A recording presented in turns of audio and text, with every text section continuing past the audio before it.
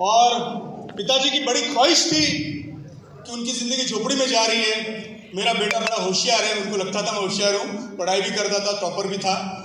तो मेरा बेटा जो है पढ़ के अच्छी नौकरी कर ले और हमको इस माहौल से जो झुग्गी झोपड़ी का माहौल था उससे बाहर ले जाए।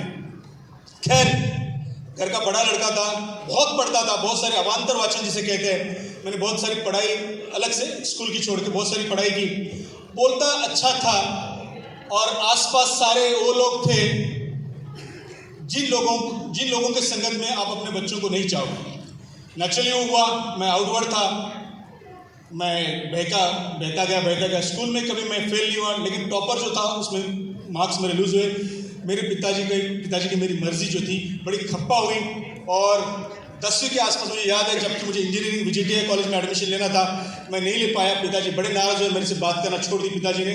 उम्र थी मेरी 16, कॉलेज का फर्स्ट ईयर, मेरे पास कॉलेज जाने के लिए पैसे नहीं होते थे और मैंने स्टोरी इसके पहले कभी किसी के साथ शेयर नहीं किए, आज पहली बार कर रहा हूँ। क्या बात है? तो पैसे नहीं होते थे मेरे पास और जिम में जाता था, अच्छी खासी बॉडी थी, 16 का था, 18-20 का लगता था और बोलता भी बहुत अच्छा था, लोग सुनने के लिए आते थे।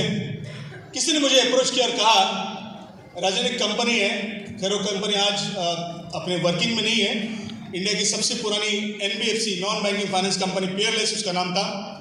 मैं उस व्यक्ति ने मुझे अप्रोच किया, मेरे पहले गुरु थे नेटवर्क मार्केटिंग के। उन्होंने बोला राजन एक काम करेगा, तेरे को महीने के 100-200 रुपये मिल जाएंगे। मेरे लिए 100-200 रुपये पॉकेट में, आज के 34 साल पहले की बात है, 1990। It was a big amount for me. I said yes okay and I started working. Agency की पहली रैंक थी एजेंट, मैंने उसका कोटा जो था साल भर का मैंने 1 महीने में पूरा किया। उन्होंने बोला आपका प्रमोशन दूसरे महीने में, फील्ड ऑफिसर, दूसरे महीने में दूसरे साल का कोटा पूरा किया, तीसरे महीने में तीसरे साल का कोटा पूरा किया and I become sub organiser in record time in Peerless around 1990 July to September. I remember those days. Anyway, that was my first company in finance. मैंने उसके पहले नेचुरली कभी कोई कंपनी नहीं की थी, उसके बाद कोई फिनेंस की कंपनी नहीं की। थैंकफुली वो कंपनी आज भी अपने पेमेंट सबको देती है, तो मेरे चरित्र पे कोई धब्बा नहीं लगा। और लेकिन उसके बाद फिर मैंने कोई नेटवर्क मार्केटिंग में, MLM में, फिनेंस वाली कंपनी कभी नहीं की। हाँ, मैंने 1996 में जब कोई नेटवर्क मार्केटिंग इंडिया में नहीं था, तब मैंने LIC का as a career agent join किया।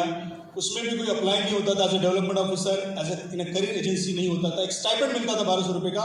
1996 जुलाई मैंने अपने दम पे, खैर ऐसा बोलना नहीं चाहिए, लेकिन मैं MDRT के लेवल तक गया। MDRT नहीं पहुंचा मैं, आई वॉज अराउंड